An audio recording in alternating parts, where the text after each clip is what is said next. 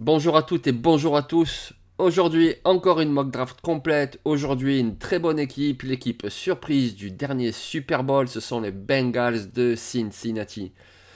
Donc, c'est la chaise, c'est le bureau, mais c'est aussi Joe Mixon, c'est aussi mon chouchou T. Higgins, c'est aussi des joueurs en défense, la paire de safety Bell Bates, c'est aussi le duo Hubbard-Hendrickson en pass rusher, c'est Logan Wilson, c'est vraiment une très belle équipe. Aujourd'hui, via la draft, on va essayer de les aider un petit peu à continuer et à être encore des contenders. Donc le premier choix des Bengals, il est forcément en toute fin de premier tour, c'est le choix 31. Donc à 31, on peut faire diverses choses, mais écoutez, vous l'avez vu ces derniers temps, j'aime bien faire des échanges parce que de toute façon, c'est ce qui se passe à la draft, et donc du coup, c'est ce qu'on va faire. On va faire encore un échange. Et donc les Bengals vont échanger le choix 31. Pourquoi? C'est toujours à peu près la même logique. C'est une équipe qui veut remonter au premier tour, prendre un quarterback avant les Lions. Et là, ce coup-ci, dans notre scénario aujourd'hui, ce sont les Falcons d'Atlanta. Les Falcons d'Atlanta ont deux choix au second tour, donc du coup, ils donnent les deux pour récupérer un quarterback. On part du principe qu'à 8, ils ont pris un pass rusher, il leur faudrait vraiment un pass rusher. Ils ont terminé dernier de la ligue en sac, donc du coup, ils prennent un pass rusher en 8 et reviennent en 31 pour prendre un quarterback. Les Bengals se retrouvent donc avec deux choix du second tour, le choix numéro 43 et le choix numéro 58. Donc écoutez, le jeudi se termine, les fans des Bengals n'ont pas eu de joueurs, mais c'est pas grave, il y a beaucoup d'options pour le lendemain, et allez, on y va au lendemain. Donc c'est le choix 43, et là qu'est-ce qu'on fait? Écoutez, même s'ils ont bien amélioré la ligne offensive lors de la Free Agency, on continue. On continue, et avec le choix 43, on prend le guard de Georgia, Jamari Sawyer. Jamari Sawyer, c'est vraiment un joueur très complet, très solide. Alors c'est pas le monstre physique Kenyon Green, c'est pas l'ultra athlétique Zion Johnson, mais c'est un très très bon joueur. Et en plus, c'est un très bon joueur qui a de l'expérience des deux côtés de la ligne. Oui, il a de l'expérience en tackle aussi, ça sera précieux, il pourra dépanner, mais surtout des deux côtés de la ligne, ça a l'air de rien comme ça, mais pourtant, vous savez, lorsqu'on fait la course en reculant, reculer avec sa jambe gauche ou sa jambe droite en arrière, c'est pas tout à fait la même chose. Un lineman offensif a besoin d'avoir des repères corporels pour vraiment être équilibré. Et lui, il les a, puisque le côté gauche, il connaît, le côté droit, il connaît. Il est bon pour le run, il est bon en protection, c'est un leader de vestiaire. Franchement, c'est un super choix. Il y a Jackson Carman, il y a Alex Kappa, ajoutez Jamari Sawyer. Déjà pour le futur, et également avec sa polyvalence pour dépanner parce qu'on le sait, les blessures, ça arrive. On blende la ligne pour que Joe Burrow soit tranquille. Du coup, le deuxième choix du second tour, toujours des Falcons, c'est le choix 58. Et là, qu'est-ce qu'on fait? On va prendre un cornerback. Parce que bon, là, du coup, à Ouzier, c'est pas mal. Et là, Apple, qu'est-ce que vous voulez que je vous dise? Du coup, on va prendre un joueur qui est un petit peu brut. C'est pour ça qu'il est disponible au second tour. Mais c'est quelqu'un avec beaucoup de potentiel. Il s'appelle Tariq Woolen. Tariq Woolen de UTSA, Texas San Antonio. Il est grand, il est très athlétique. Oui, il y aura du travail à faire avec lui.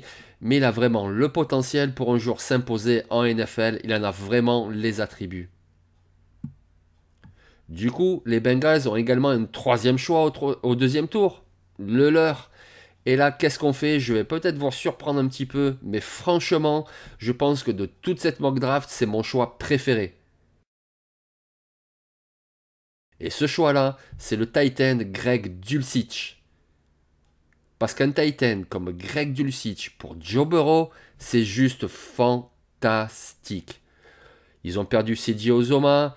Ok, ils ont fait venir Aiden Hurst juste pour une saison. Greg Dulcich, mais c'est juste un démon, un ancien receveur qui court de très bons tracés, qui a de très bonnes mains, qui a de la vitesse.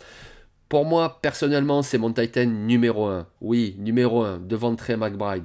Donc c'est même pas certain qu'il soit disponible en toute fin de deuxième tour. Mais écoutez, les Bengals, là, dans ce scénario, ils ont trois choix au second tour, donc on pourrait même penser qu'ils le prennent un peu avant ou un peu après. Peu importe, c'est une mock draft, c'est un jeu. Mais en tout cas, Greg Dulcich aux Bengals, ça serait juste fabuleux pour le futur de Joe Burrow. On arrive désormais en fin de tour 3. Là aussi, un joueur qui partira peut-être un peu avant, c'est pas certain, mais écoutez, à voir. Ce joueur, c'est Veron McKinley, il nous vient d'Oregon. Veron McKinley, c'est un free safety, ouais, nickel cornerback, il a fait les deux positions à Oregon, et du coup, les deux positions sont importantes pour les Bengals. Pourquoi? Je l'ai dit en introduction, il y a une super paire de safety avec Bell et avec Betts, mais bon, Betts a été prolongé, mais Bell, il joue sur sa dernière année de contrat. Et puis, dans le slot, ok, c'est Mike Hilton, c'est pas mal, mais Veron McKinley, il peut se substituer également à Hilton en tant que slot cornerback. Et puis, pour l'avenir, ça peut faire un très bon free safety, parce que c'est quelqu'un qui a de très bons instincts. Il n'a pas le gabarit, c'est pour ça qu'il sera disponible au troisième tour, je pense, peut-être un poil avant, mais disons au troisième tour, c'est pas Minka Fitzpatrick, il n'a pas cette stature-là, mais c'est quelqu'un avec de très bons instincts, c'est quelqu'un qui était surnommé le général à Oregon, parce qu'en plus c'est un leader d'équipe avec un super mental, et avec ses instincts en couverture, ça serait exactement ce qu'il faut pour améliorer les arrières défensifs des Bengals, Veron McKinley.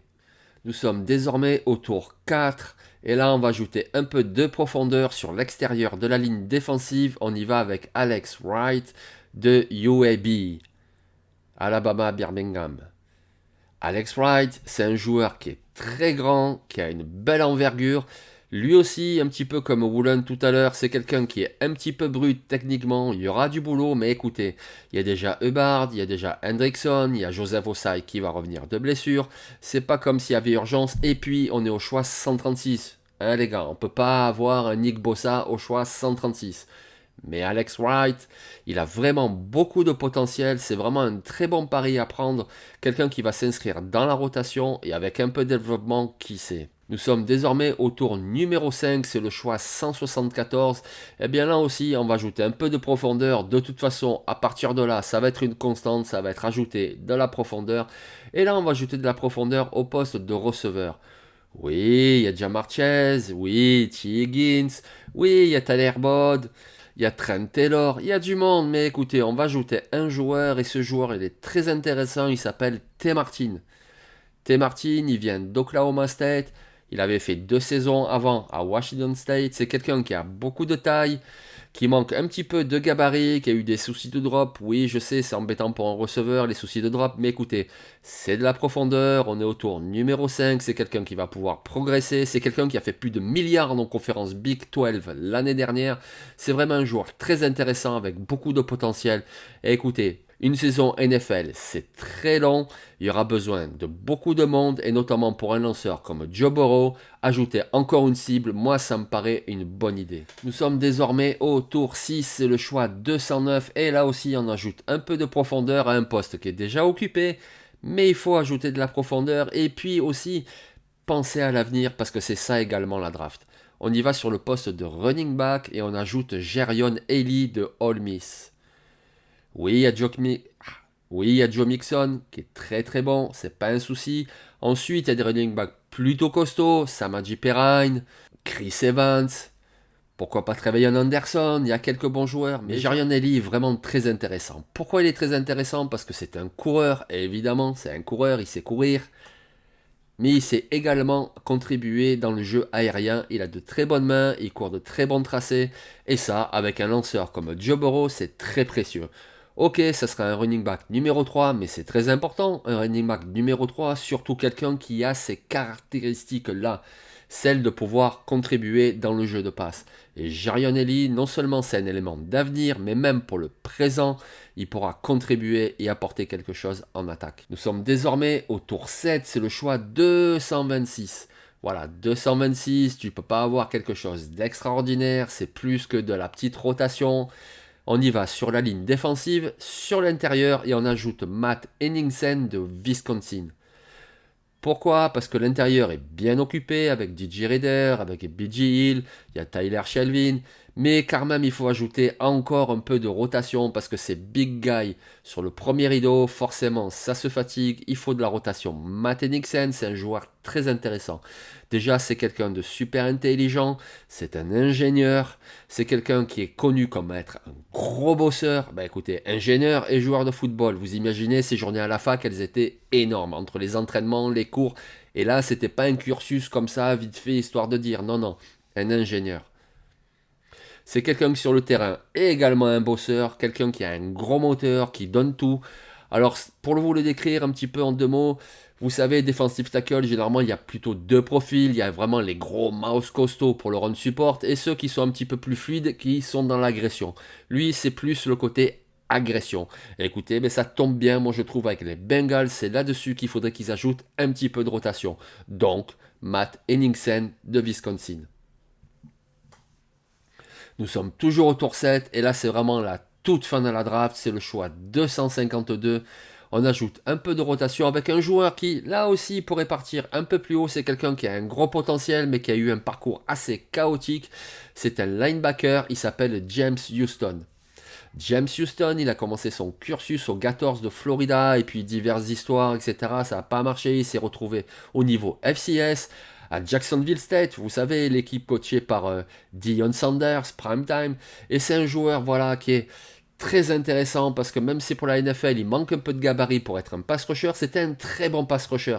Mais c'est un linebacker, c'est quelqu'un qui va venir du second rideau pour vraiment aller apporter de la pression, que ce soit sur le quarterback ou que ce soit pour plaquer un coureur derrière la ligne d'engagement.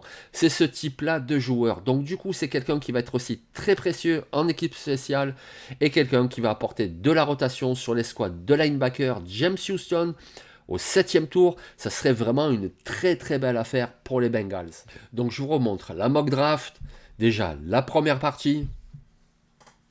Les 4 premiers joueurs, ils vont vraiment s'inscrire dans la rotation, comme titulaire même, c'est fort possible, mais en tout cas, dans la rotation, ils auront une place importante. La deuxième partie de notre draft, là, c'est vraiment apporter des petites retouches de rotation, de compétition. Mais c'est important, c'est aussi comme ça qu'on construit un 53 compétitif. Donc voilà, les Bengals, j'ai essayé de les aider, c'est une franchise que j'aime bien. En plus, eh bien, écoutez, ça me permet de saluer Fabien et Boomer, ils se reconnaîtront. J'espère que ça vous aura plu ce scénario. Écoutez, dites-le dans les commentaires, sur Twitter, sur cette chaîne. Et moi je vous dis à très bientôt pour une prochaine mock draft.